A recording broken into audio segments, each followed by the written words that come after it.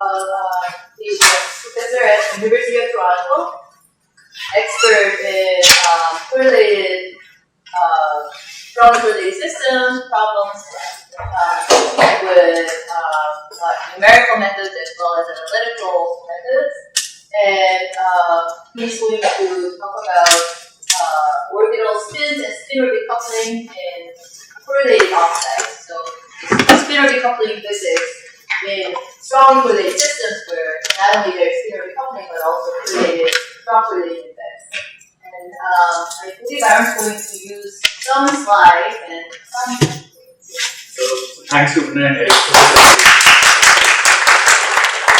I'm going to do all slides today. Last time I was lecturing was in Boulder and I was told prepare Blackboard talk. I went there and everybody was giving talks on slides. I was the only one on the Blackboard. Now it's kind of it looks like it's completely reversed. But at any rate, so I'll go slow, but most of what I'm going to cover today is very, very basic stuff.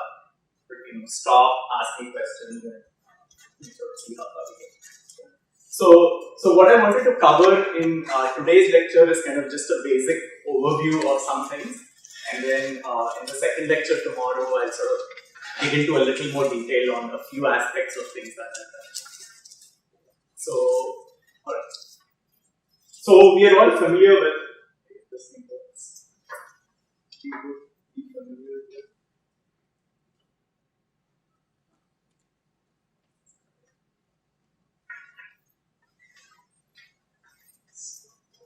Let me just. I'm just going to hit the. So we are familiar with. Actually, you used to give a spell back. You have a spell back. You used to give a spell back.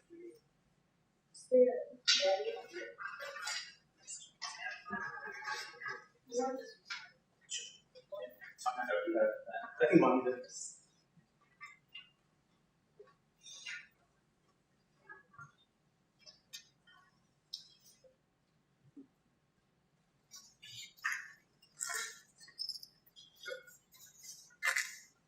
So we are all familiar with sort of real space topology from various examples from footballs where soccer ball, but it's all the same. Where there are no holes in this sphere.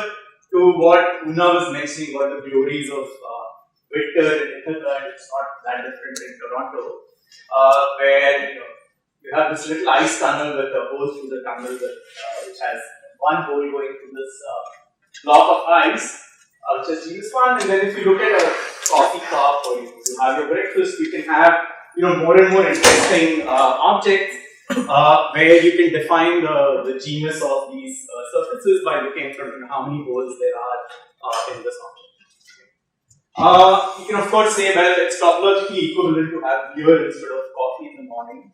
It doesn't have the same effect on you, but at least it's topologically equivalent. So details matter. Okay? That's the takeaway message.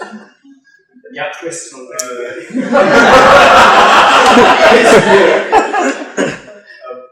Does Mobius strip have a genus? One. I don't know. One. Probably one. So if I don't know what was. It's not oriented. It's not oriented.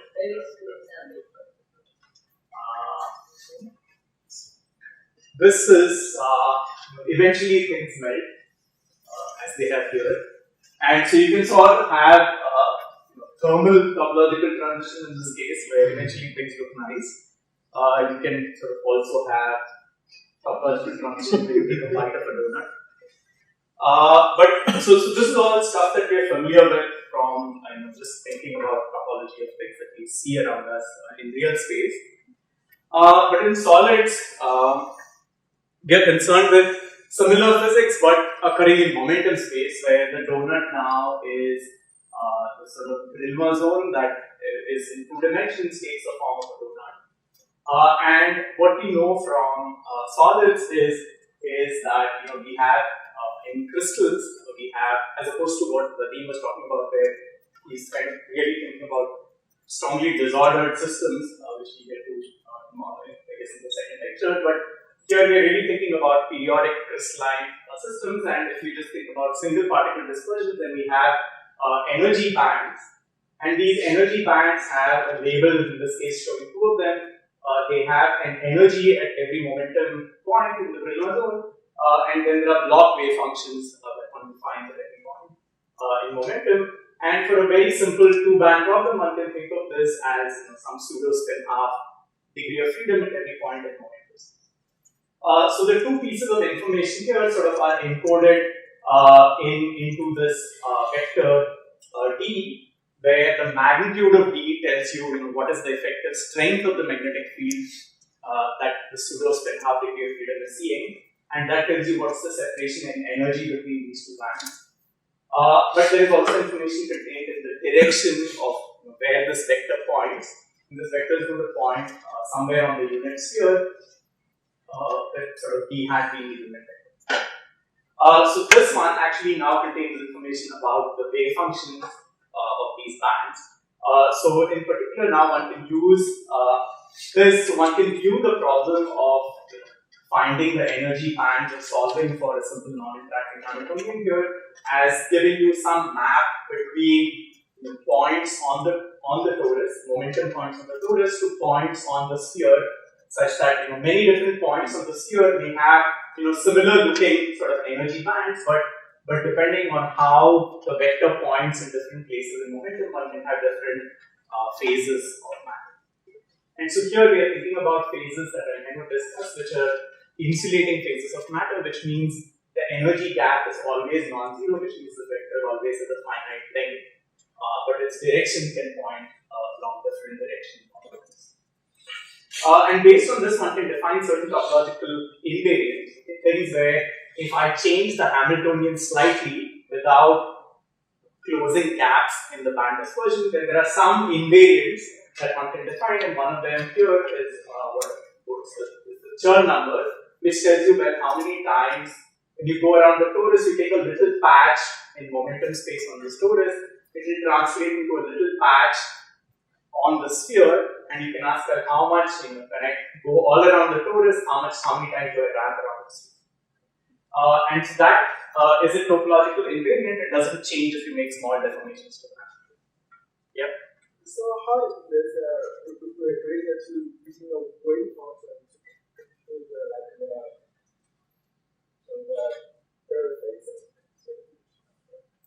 So one can do that. So you can sort of, you can take these and use wave functions instead of, computing. You can sort of stick in wave functions and compute many phases instead. So ask equals that.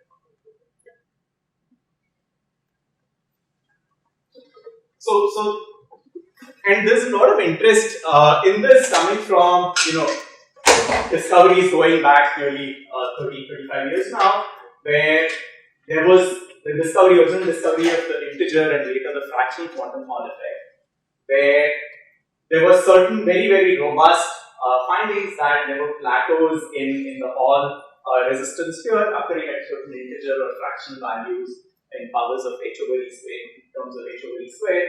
And there was something very sharp about it, namely if you think about the integer quantum Hall effect, sigma xy, which is now sort of a response function. So we don't define it in terms of the energy bands of the problem, but in terms of certain response functions, there was a very precise quantization of these response functions. And associated with this was also the fact that when you went from the interior, when you went from this quantum Hall fluid to the exterior, which is just vacuum, there were gapless Faraday states at the boundary of the system. So there are two associated things, namely that there is something robust and topological about the state itself, and then when you get to the boundary of the system, where you change the topological character from something that's interesting to something that's non-interesting, you could get sort of edge states where the gap closes on the boundary. More recently, there have been discoveries of various types of topological phases, including the three-dimensional topological insulators, where there are analogous effects. Here, unlike here, there was an integer invariant that was sort of telling you about the system, the response of the system. Here, there are certain Z2 invariants, and in particular, what that pins you in terms of response functions is that there is certain E dot D coefficient that gets fixed to have a value that's either 0 or pi. In this case, it's pi for these topological insulators. And there are a certain number of, odd number of Dirac surface states at the surfaces of such solid. So there is something that, there are some topological properties of the system, and they are kind of manifest in, either response functions or in sort of looking at energy dispersions of these solids. More recently, there have also been variants where you can actually get analogs of the quantum Hall effect, but without a magnetic field. And so these have been realized in systems where you take a very, very thin topological insulator film and you dope it with magnetic atoms. These magnetic atoms kind of line up and spontaneously sort of end up breaking Van-der-Waals symmetry below some characteristic temperature. And what that does is it can take the surface states that we had in the previous example and gap them. And when you gap out surface states, they can end up giving you precisely quantized value of the Hall. So this is sort of a measurement of the Hall resistance in some of these samples, topological insulator films doped with magnetic atoms. And if we look at the value of the Hall resistance, it's sort of quantized to h over d squared within about part in 10 power 4. Not as good as in the quantum Hall effect samples of semiconductor microstructures, but sort of fairly reasonably well quantized. And then at temperatures, at sort of fairly low temperatures, 20-25 millikelvin temperatures, with the resistance being, the diagonal resistance being pretty small again in powers of the natural units. So this sort of just gives you an example of, that there are a bunch of topological phases. There is something called the quantum anomalous Hall effect, where you can realize the quantum Hall effect in the absence of the magnetic. So one way to kind of, and so what I've done here is I'm just going to go through a few examples, and then we sort of switch to just going over a very, very basic review of something. What I've done is, maybe set aside a few questions which, we can either discuss later during the break, or if people want to kind of discuss it. Yeah. The sign of Rxy or Ryx depends on whether the spins point up or down. That's right, in the statement. So the direction of magnetization tells you the direction of the value that will sign of the Hall. And then if I have to have a few domain walls, that doesn't. Right. So in this case, right. So if you have domain walls, that will sort of cancel out. If you have lots of domains, magnetic domains, then this will cancel out. That's right.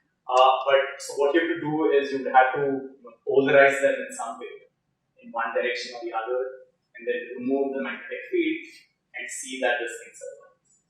Right. So you have to train the sample. There are issues with this, and I mean that's one of the reasons why I sort of talk about trying to realize these in other systems is. One, as you already noticed from here, is that the temperature scale is extremely small. Right? So one of the things about the quantum anomalous Hall effect that people want to kind of think of as having applications is the fact that you have some gapless edge states with no dissipation, and the hope is that maybe one can think of making some circuits out of these gapless edge states. But clearly, if you tell me that I have to do these circuits at 25 millikelvin, you're not going to have a desktop computer so thin. So this is not going to work. So one of the reasons to think about alternative material realizations, which I'll sort of come to later tomorrow, is that you want to kind of just say, well, I want to just raise the overall temperature scale for this physics. The second is that these atoms that you sort of dope into the system are kind of random, and very often you get sort of clusters of these atoms close together. Sometimes they are far apart, and so what happens is that there are very, very strong disorder effects in the system. And so it's an extremely inhomogeneous system, and you might again want to ask, but if I want a really clean, homogeneous way of doing this, then are there other realizations that can be used? So here is just a, maybe just an exercise to think about. So for example, if I have a single cap Dirac fermion, so people who have not done this, I mean, I know there's a lot of people in the audience who are very familiar with this, but for those who have not, maybe this is a useful sort of exercise, which is imagine I have just a single gap Dirac fermion. How do I know that it gives me quantized sigma xi? In fact, it's quantized to 1/2 of the square root, with a sign that depends on the mass that you put into the Dirac equation. So that might be like a fun thing to try and show. And just to sketch what the connection with what I said earlier here, if you think about what this problem is going to look like, this Dirac spectrum is going to look like the z component of this T vector of this magnetic field, this pseudomagnetic field, is going to point, it's pointing along the z direction. That's what is responsible for the gap. If you go in momentum, it points in the xy plane, and so what you get is a texture here that we are not mapping from the torus. This is just now completely free space, but onto the system, onto the sphere, where you say, well, at one point I have a texture which is pointing, let's say, along the z direction, and when I come to zero momentum, it's pointing in the z direction, this E vector, and then when I go off to infinity, it kind of spins around and lies in the plane when I'm at infinite momentum or at very, very large values of the momentum. And so if you look at sort of this definition, then it turns out that you're wrapping around basically half the sphere. So you start off at, let's say, the North Pole, and when you're at infinite momentum, you're sort of sitting on the equator, and so you sort of wrap around half the sphere, which is sort of responsible for the factor of 1. But it's worth using the Kubo formula to actually show this, show that it comes out. But of course, this is kind of just topological physics of just non-interacting bands.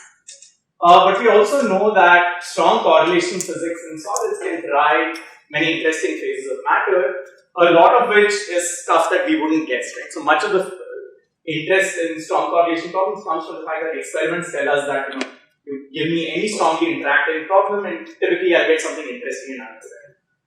And in particular, one of the very, very well-known examples of this are the high-temperature superconductors, where you start off with something that's a complete, and it's an insulator because of strong interaction effects between electrons. Electrons just get localized, but now you start allowing these electrons to be localized by creating space for them to move by doping charges. And now unexpectedly you start with an insulator, but you end up with a high-temperature superconductor with transition temperatures of about 150 Kelvin. As we've seen in this class. So there is, we know that strong correlation physics can give rise to interesting phases. There's also very interesting response and transport properties and so on, and finite temperatures which remain to be understood.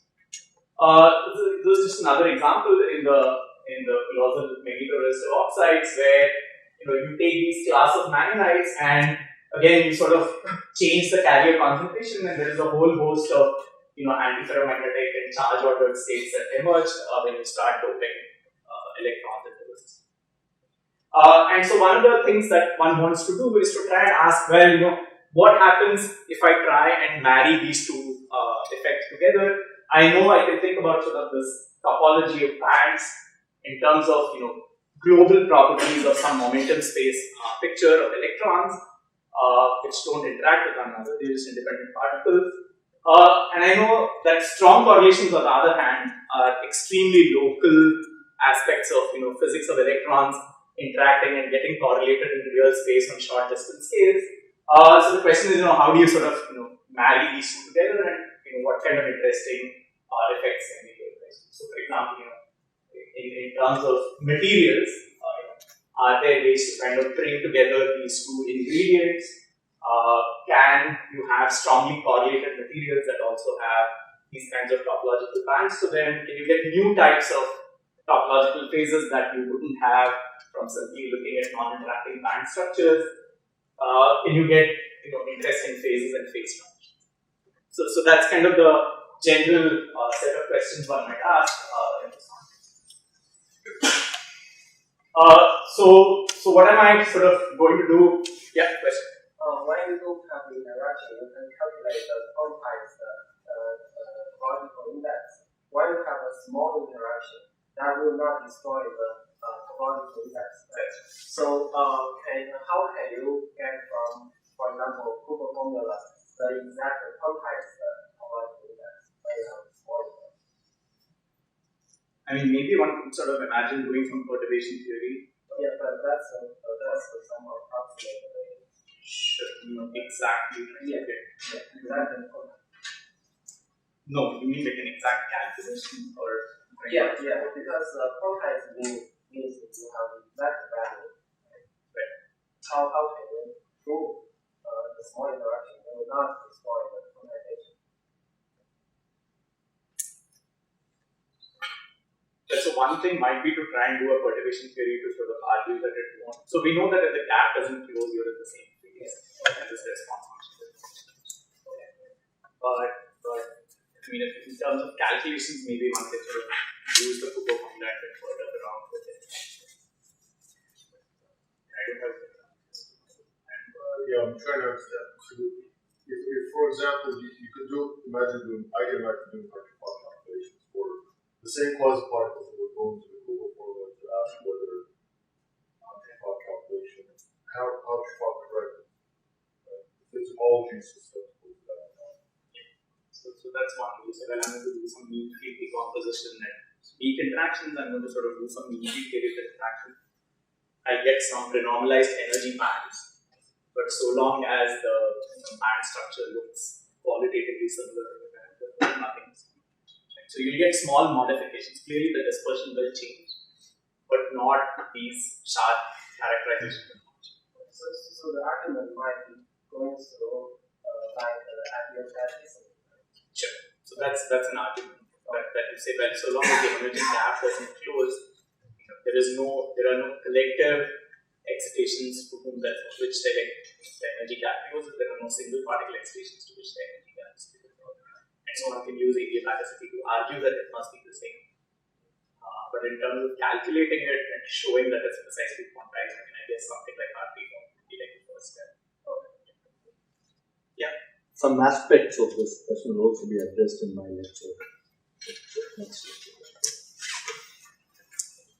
So what's the aim of this lecture? So that is kind of just a very brief thing. So I'm going to focus on transition metal oxide because the M in the EPQM stands for materials. That's what I put in some.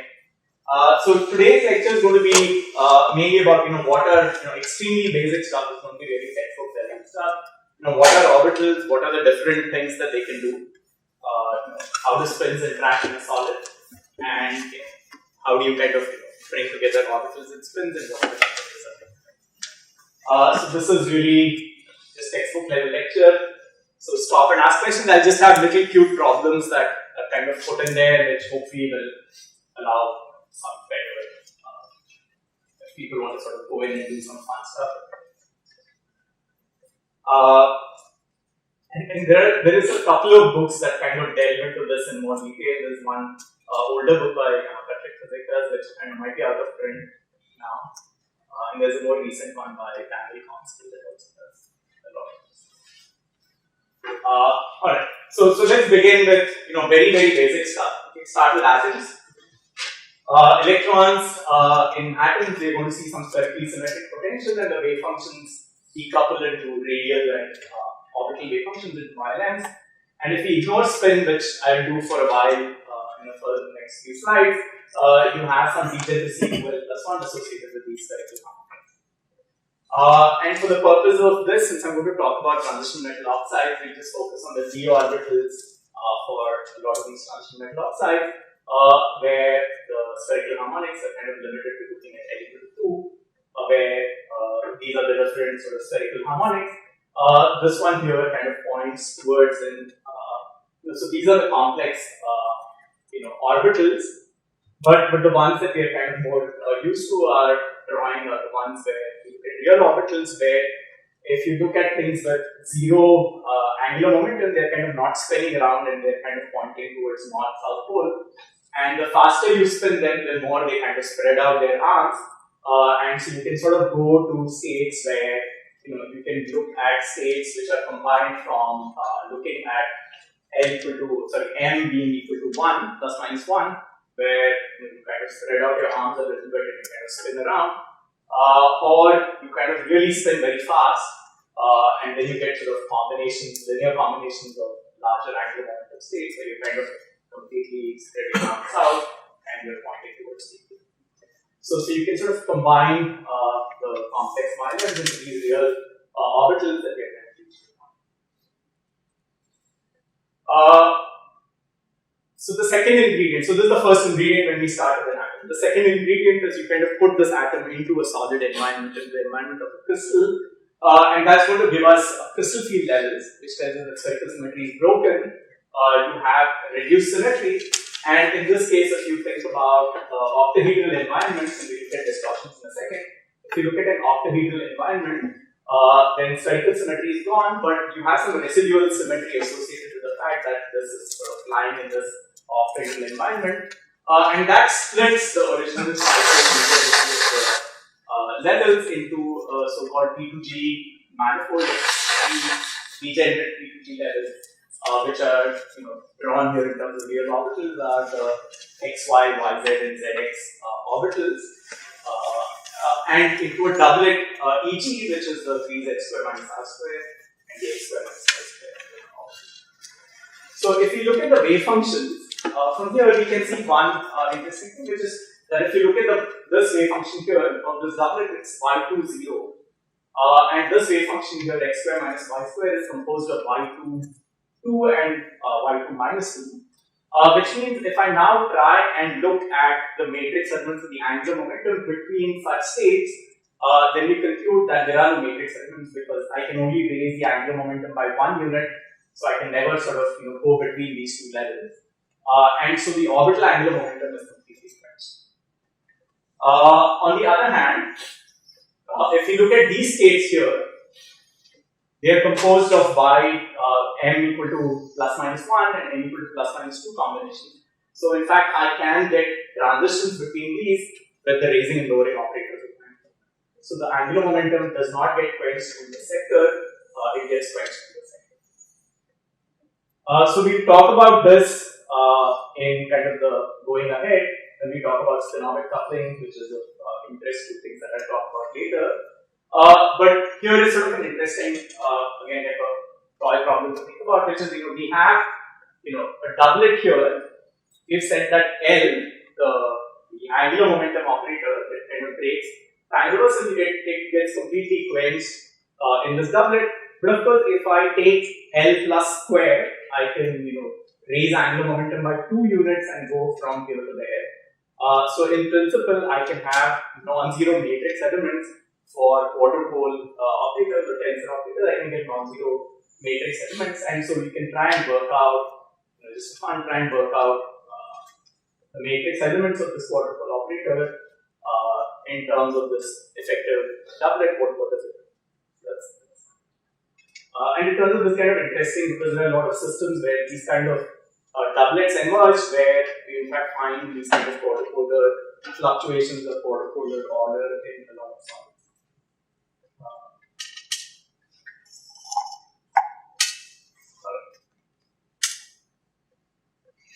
So let's focus on the P2G, on this triplet here.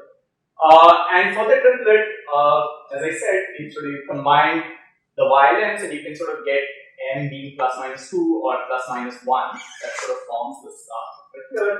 And now you can start asking, well, what do the matrix elements of the angular momentum operator look like? So imagine we start with one of these states. So let's start with the xy orbital here, which is this linear combination. And imagine I try to raise the angular momentum by 1 unit starting from here. Then you see that I can sort of raise it on this one. I'll end up with y2 minus 1. And now if I add L plus on y2 minus 1, I want to go to y2 0. But y2 0 is not part of this subset of states that we're looking at. Which means that if I try to raise the angular momentum by 1 unit, I can sort of do it. If I try and raise it by 2 units, I cannot.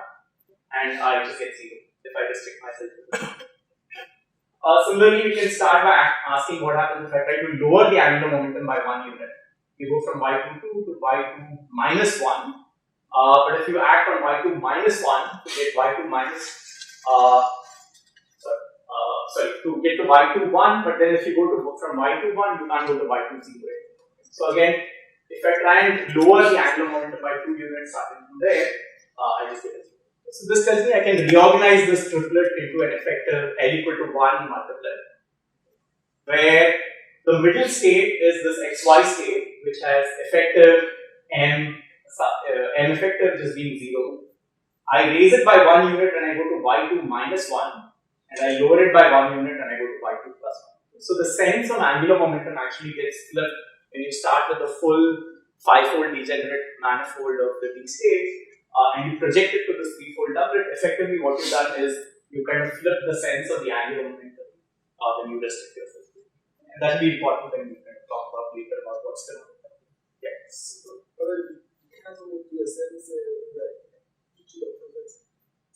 So EG orbital you can't do this because you start with y2, 2, let's say you start with this one. You raise angular momentum by 1 unit, y22 gets killed, y2 minus 2 will go to y2 minus 1, but there is nothing here that has y2 minus 1. Okay, so say if you do something like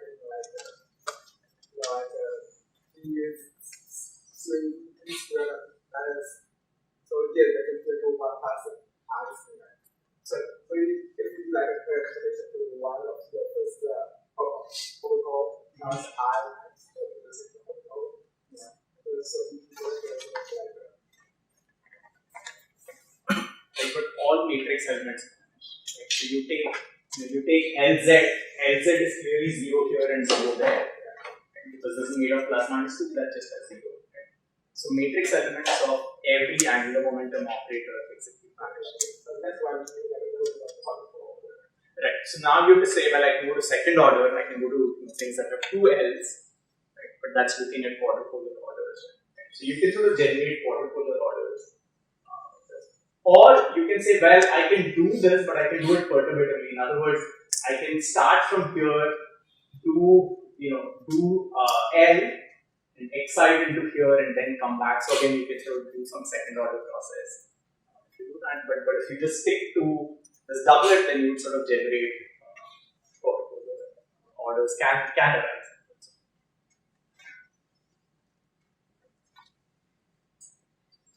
Alright. So the second, another important thing that orbitals do is, of course, the octahedral environment is not necessarily robust. Which means all these things that we talked about in terms of having triplets and doublets, there's nothing sacred about them. If the crystal distorts, these degeneracies will break. And so in particular, there are 2 types of degeneracy breakings that happen, or distortions that can happen. One is you take T2G orbitals. Imagine I put 1 electron into this T2G orbital. Then you see that the system can actually spontaneously deform in order to lower energy. And the reason that happens is, of course, that if you make a deformation, you're kind of either stretching or pulling on your octahedra. That's going to cause some elastic energy, which will go like the square of the distortion. But because this is a degenerate manifold, any splittings that arise are linear in the distortion setting. So if I try and combine these 2 energies, you see that this linear energy will always beat it out. It will always beat out the quadratic, so you will always be prone to some distortion in systems like this. So if I have localized electrons put into degenerate orbitals, they will almost always spontaneously distort. This is not, of course, peculiar to, this has nothing to do with angular momentum per se, it just has to do with having degeneracies. Which means that if I put this in an EG, the same thing is going to happen. So I can completely fill up the T2G, put electrons up in the EG, but it's the same thing. If I put 1 electron there, it's going to spontaneously deform. The difference is that the splittings of the EG are typically much bigger, and that's because if you think about these octahedra, these EG orbitals are the ones that are directly pointing towards the oxygens that make up this octahedral cage.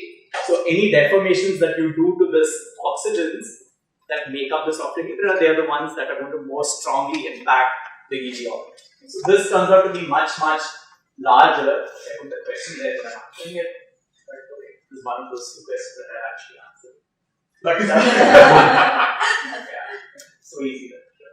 The rest needs grad students to do all the rest. So you can sort of deform this, and the splittings are bigger here and they're smaller there, but nevertheless, they are going to occur whenever you have these degeneracies. So this is called the Jahn-Teller effect, where you spontaneously deform, and it's not peculiar to solids. I mean, these were kind of first studied in the context of just molecules.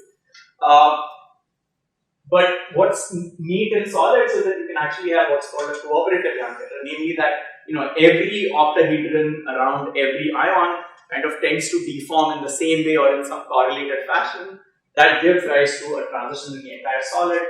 That gives rise to optimal.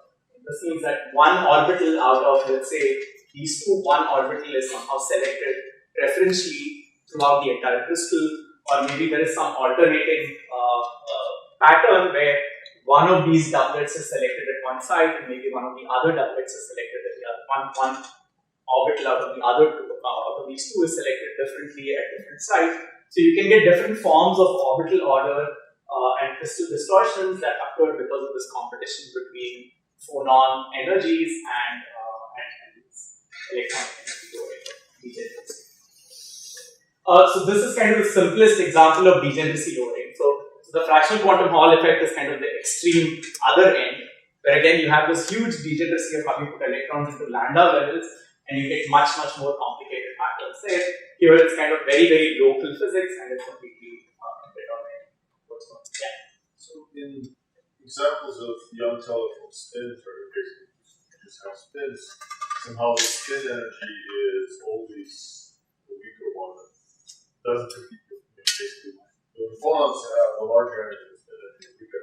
Here in the orbital physics, generally the energetics of the orbital has something like electron volts. Is that a bigger sort of energy? This thing here. Yeah, that's it. This Or you say that your usual sort of degenerate sort of doublet or multiplet, and somehow the orbitals sort of deform and block the last. How should I think of that as how that degree of freedom forms is much larger temperatures than say on scale? So you can see The orbitals. In the Jahn-Teller effect, the thing that what happens is that each of the effects, right? Each of the lattice sides, how it points someplace in real space. So So is that degree of freedom somehow formed already at much higher temperatures, and all that happens is it somehow distorts when you see the macroscopic distortion? Oh, so these are okay. So you're asking whether I have this thermally fluctuating distortions at much higher. So there are examples where, so you can have situations where you have like a dynamic sort of Jahn-Teller where things don't actually order cooperatively, but nevertheless there are these local fluctuations that are present in the system out to much higher temperatures, and that's definitely. Is that the more generic situation? That's the more generic situation, because the energy scales associated with these distortions are much higher than how these orbitals kind of interact on these things. So the local fluctuations will always dominate over. So they will eventually order at some temperature scale. But it's still 700 Kelvin. So it dominates over a lot of the other physics that we might be interested in. So this is one way in which crystals just spontaneously they can distort and lower degeneracy in the problem. But so another question to ask is, are there analogs of this in metallic systems? So typically what happens in metallic systems is that you would say, well, I have extremely delocalized bands that are formed out of these orbitals. So you could say, well, why doesn't the same thing apply there? Right? So why don't I get Jahn-Teller effects when I start delocalizing these electrons a little bit? Are similar Jahn-Teller effects applicable? And one can try and do like a toy calculation where you say, imagine I have some metallic bands that are dispersing, but with some degeneracies present at special points in momentum space. Right? And we look at examples tomorrow where you can get these kinds of degeneracies that for instance you can get for example, imagine I get a Dirac point in a dispersing band, right, in the bulk of the system. I can ask, well, why doesn't that Dirac point split by making distortions of this sort that just lower crystal symmetry? So imagine it's not protected purely by time reversal or some other symmetries in the system. Imagine I have Dirac points that are actually protected by crystal symmetries in the lattice. Why doesn't the crystal spontaneously deform and get rid of it? So one can try and do a calculation where you ask, well, what's the energy cost to splitting these Dirac points So splitting these band degeneracies in a metallic problem, where you have just bands that are going to get broken up, and you can ask, well, how does that compete with phonon energy? And typically, it turns out that the energy lowering that you get from these electronic bands are typically lower simply because they are occurring at a few points in momentum space, as opposed to in these localized systems that are going to occur everywhere at every atom in space. So they tend to be much weaker in metallic systems and tend to be much stronger in localized systems like insulating. Yeah. Why do you say that the energy definition is delta LC square? So you can sort of write, okay, I'll come to this in the next slide, but basically you can write so we have a triplet that we defined for the T2G manifold, and for that triplet I can effectively think of these deformations as some terms that act on this L equal to 1 manifold.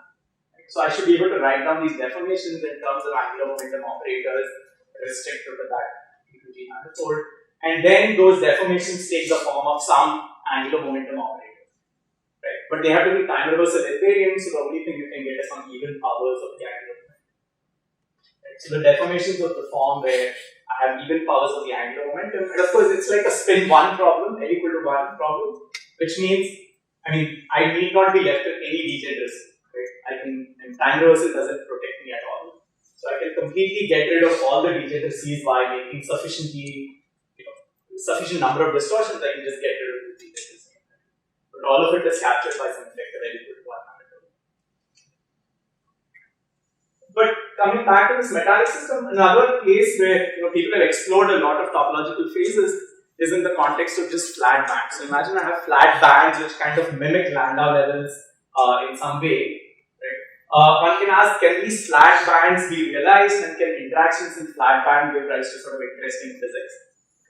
And as model systems, these are nice to think about, but one must always worry that if you try and realize these in real solids, you're kind of going to be prone to the same problem that we have here. Namely, you have very flat bands, and if you make small crystal distortions, you can sort of start breaking these degeneracies.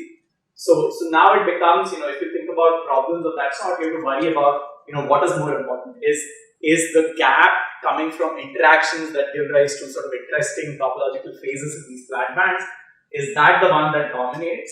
Or in the end, are you going to be dominated by some more trivial physics of just phonons killing this degeneracy, and then you're not left with any of the interesting physics that you really want to do? So it's just something to play with and think about in the context of these interesting ones. So of course, if you think about like cold atom realization, this is not an issue because the lattice is not dynamical.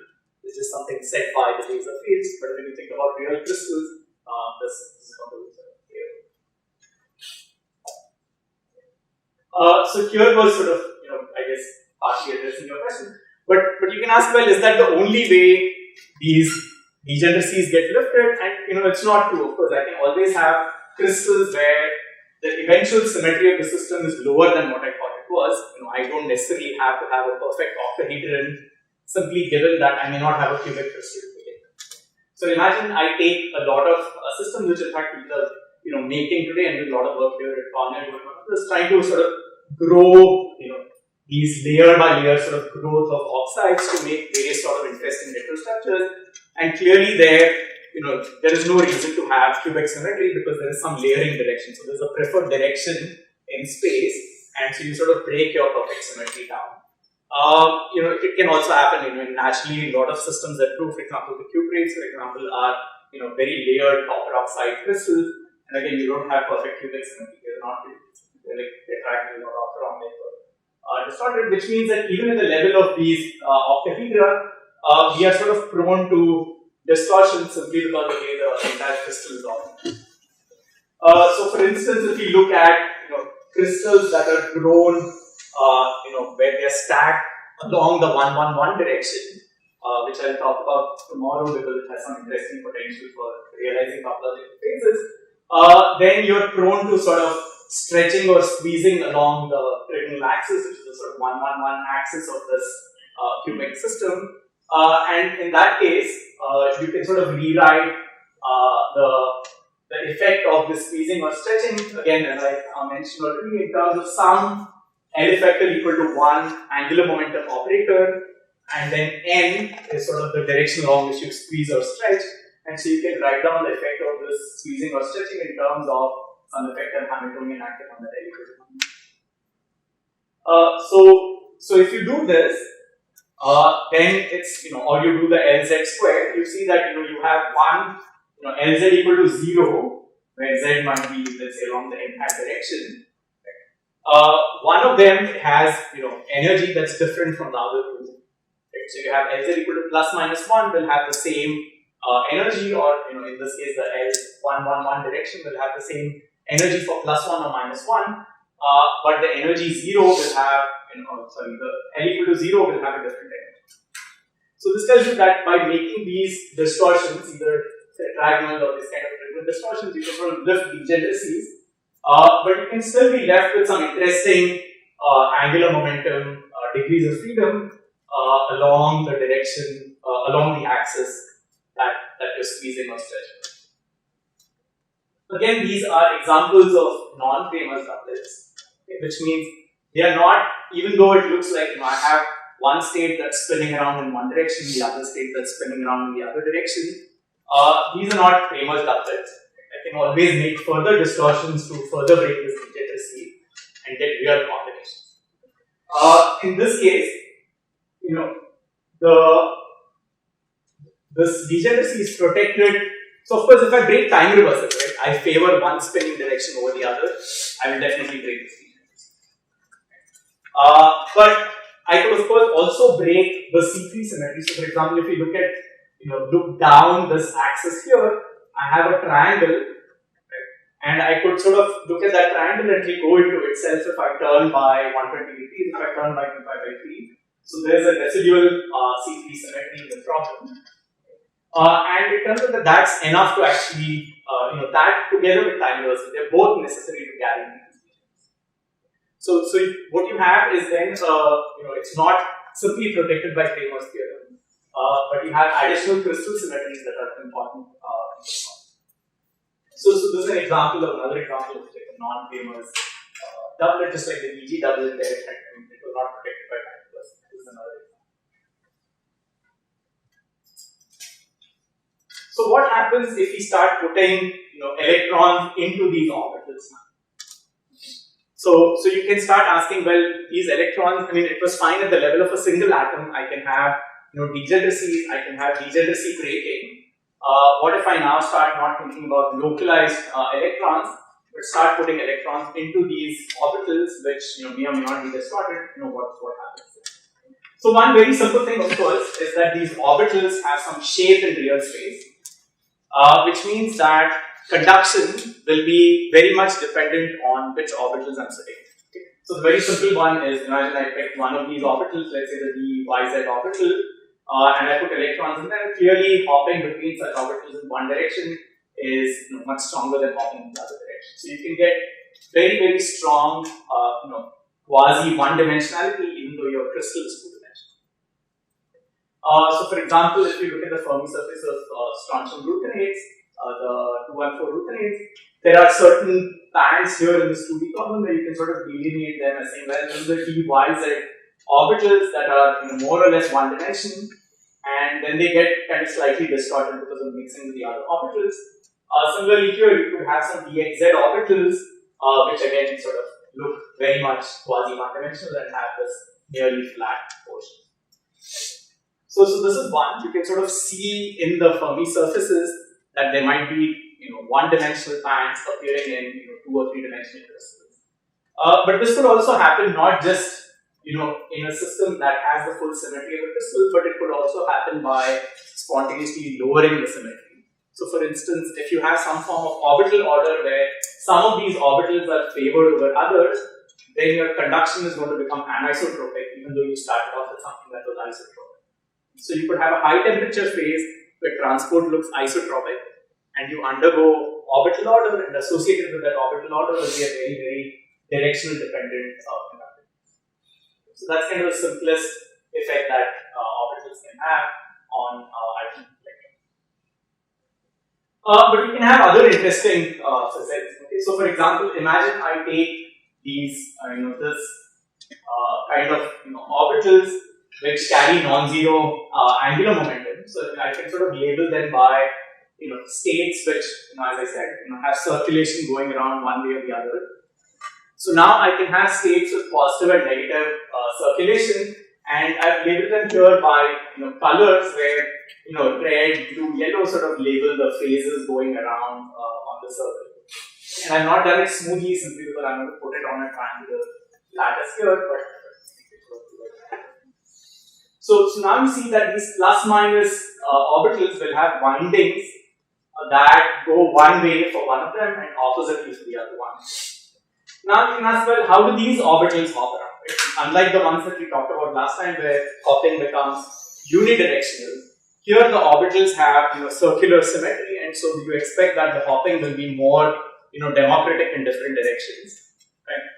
But on the other hand, the phases of these orbitals start to matter. So for example, if we look at the plus orbital and ask how it hops to other plus orbitals nearby, then you see that the red points to the red, the yellow points to yellow, the blue points to blue. So I'm always, since I'm going B1 diagonal B2, and I kind of go from one to the other, or I have the psi1 star psi2, these phases basically cancel. So hopping between the same orbital, you'll always get real hopping. But if you look at hoppings between, let's say, one of these orbitals and the other one, then you can get hoppings that become complex. So for example, here, it's the reds that point towards each other, but here the blue and yellow face each other, or the yellow and blue, which means that you can get complex hoppings because you have orbitals that have some phase winding as you go around. And so it turns out that these kinds of models where you have some non-trivial phase windings can in fact give rise to systems of complex. So this still doesn't create time reversal symmetry because the plus and minus come sort of equally. Right? But if there is some way to locally think of some kind of Zeeman field or something that favors plus over minus, then you will end up breaking time reversal symmetry and stabilizing coupler. So you can get complex hopping Hamiltonians out of this. So that's another thing that I learned.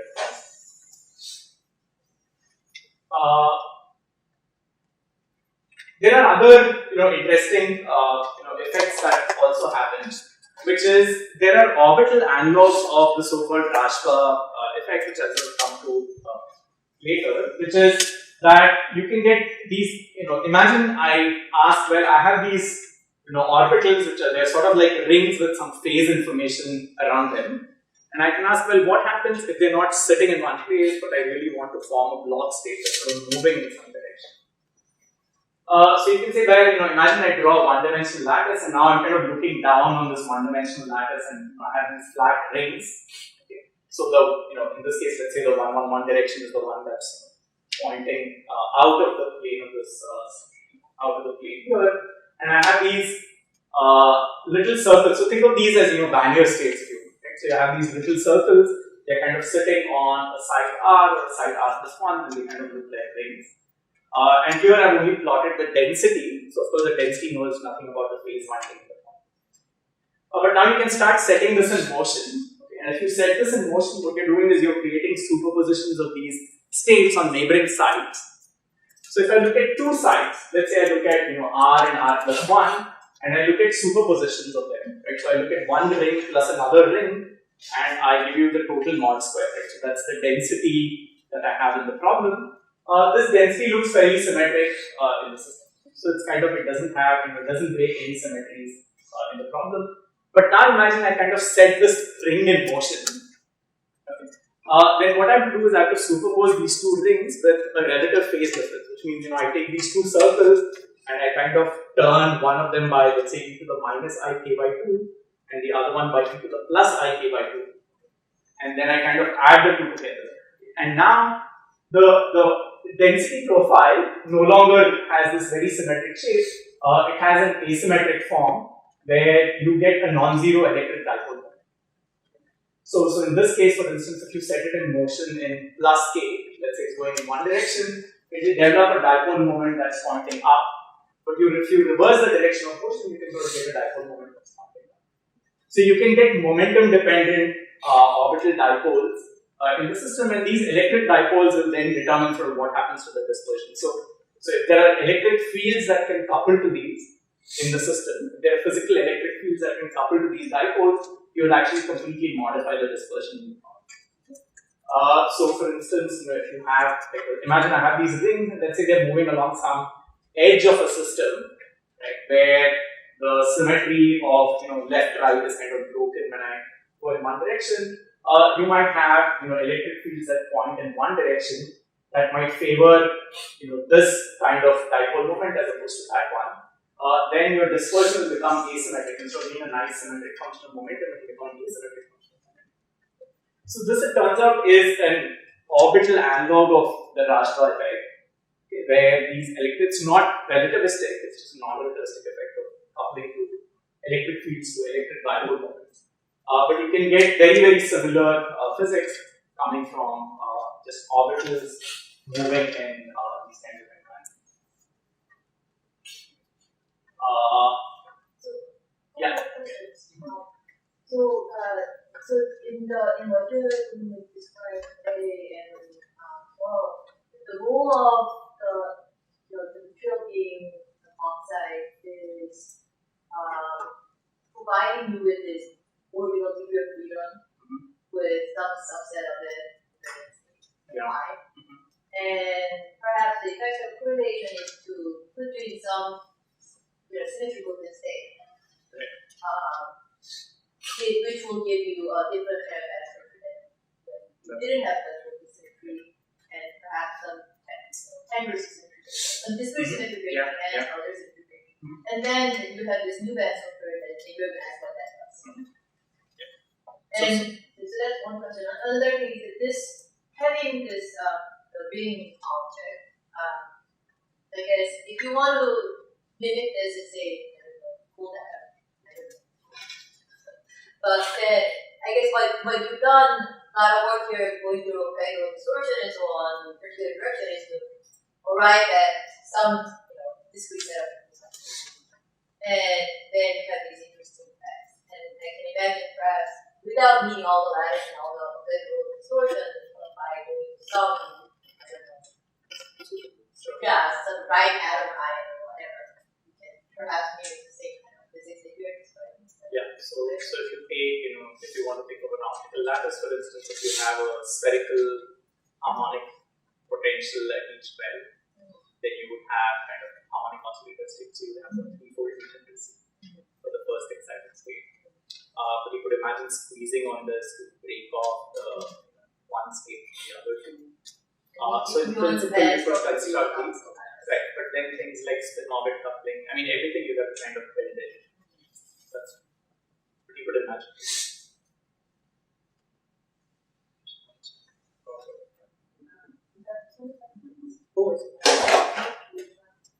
No. Sorry, you have minus 5. But I used some of those negatives. Yeah. So okay. So maybe what I'll do is, so I can sort of let me stop here. Maybe what I'll do, tomorrow is just go over sort of spins and spin-orbit coupling just a bit, right? And then touch upon maybe one of the things that I was going to cover, which is how do all these ingredients you can sort of use them to imagine engineering